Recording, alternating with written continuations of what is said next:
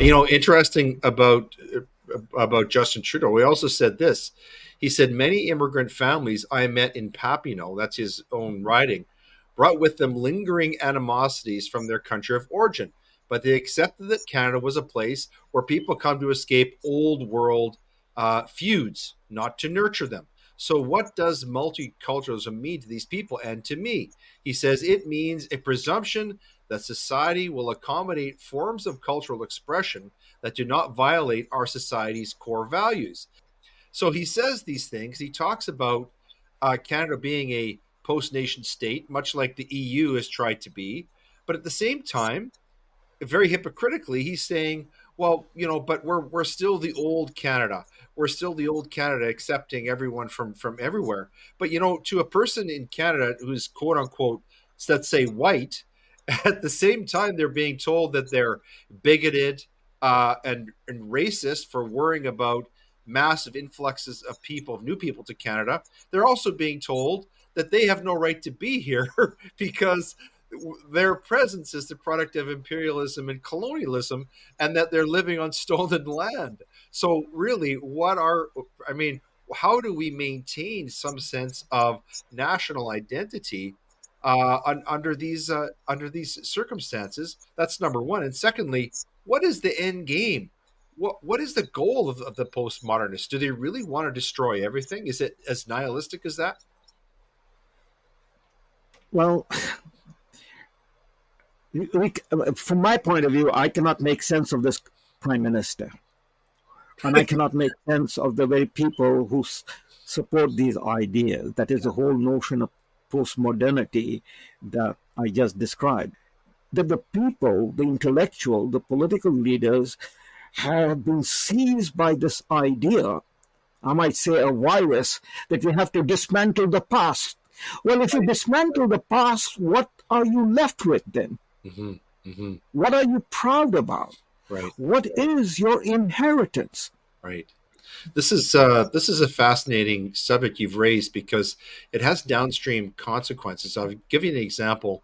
There's a story in Alberta. You probably heard about this in a community called Wainwright, that is a military community, small community in Alberta.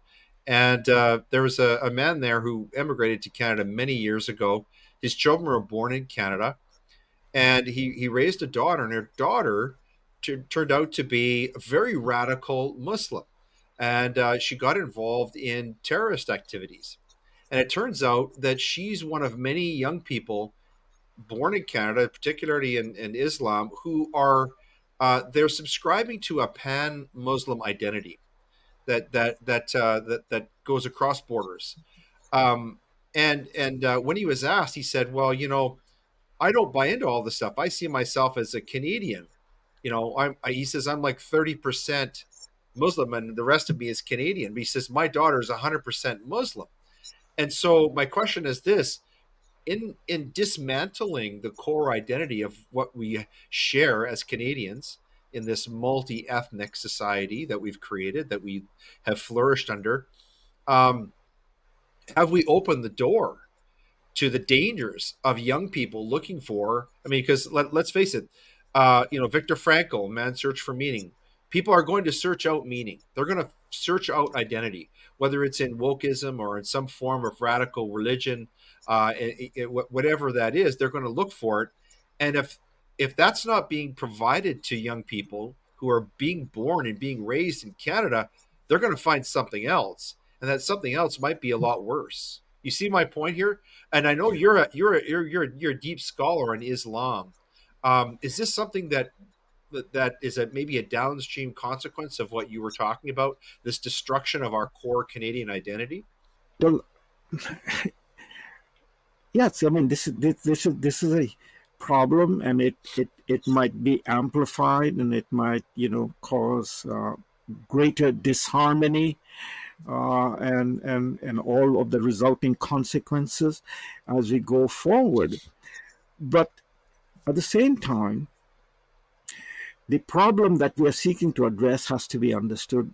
What do we mean by calling somebody a radical Muslim, a radical Islam? Right. Islam is Islam. Yeah.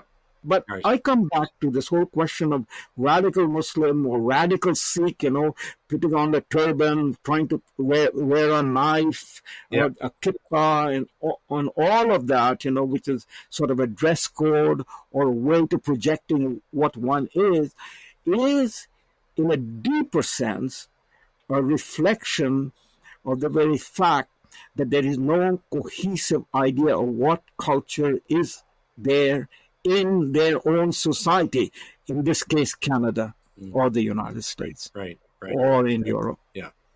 You've written Yeah. many interesting books. A couple I'd like to talk about, if you wouldn't mind. One is called Islam's Predicament: Perspectives of a Dissident Muslim. So, this collection of essays that were put into this book, Perspectives of a Dissident Muslim, what were you getting at here? What was the sort of the main thread running through a lot of these papers that you were writing during that period? Well, it is my publisher who insisted upon the title Islam Predicament. I'm not trying to blame anybody, but this is part of the discussion that took place. For me, it is a Muslim predicament. Okay. So the publisher felt that it would be more marketable as Islam's predicament, so that's fine. Whether it is Islam's predicament, because Islam is an abstract, it's a religion, Right. just as and a universal religion. Mm-hmm. But it has to come to the ground, and the ground is where people live those ideas. Right. And so it's a Muslim. That is where the individuals are, where the people are, where they make their culture, and how they're going to live with those ideas and what ideas. So the predicament is that as Muslims entered the 20th century, and now this is the 21st century, and as they entered it, that is their society becomes plugged into the rest of the world. And now the plugging into it is everyone, just about everyone is carrying an iPhone. Right. And so we are truly, when Marshall McLuhan talked about the global village in the 1960s, it was an abstraction.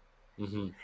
When we talk about global village today, it is not an abstraction, because a person in the Amazonian rainforest can pick up his or her phone and know exactly what living conditions are in Edmonton or in Toronto or in London, Ontario, where I am in. Right. Yeah. The world is at his fingertip, at her fingertip. Right. So this is this approach, or this factor that we understand that we are not only living here in Amazon River, but we are living in a world that is connected, and this world has all of these products, all of these items, all of this way of life. Why can't I have it? Right.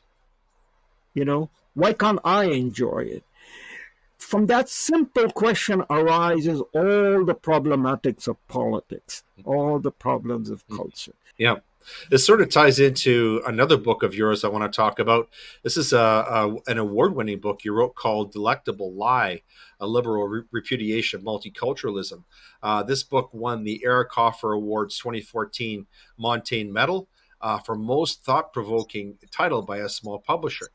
So tell us a little bit about this book and why you wrote it, Professor, before we close with you. Well, why I wrote it was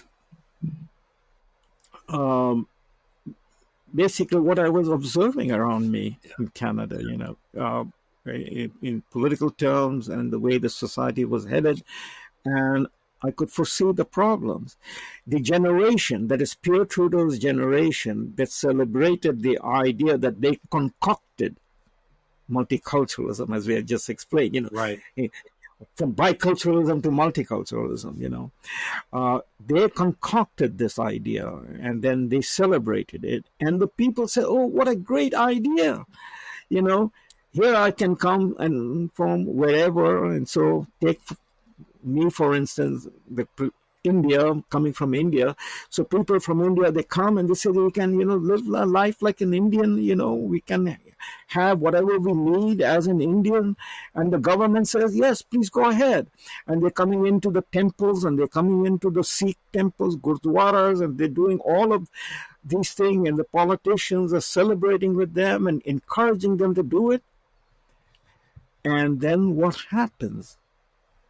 We not only bring the good with us, we also bring the bad with us.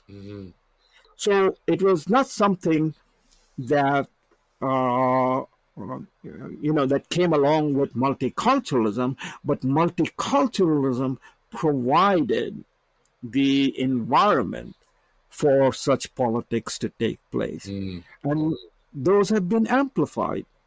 So that's what drove me to write the book a decade ago, Mm. and what I see that if I were to revise it, and I'm not intending to revise it, but if I had gone forward and written it now, I would see the multiculturalism was the starting point of connecting the dots to where we arrive with wokeism and no core identity of a country. Mhm. Fascinating.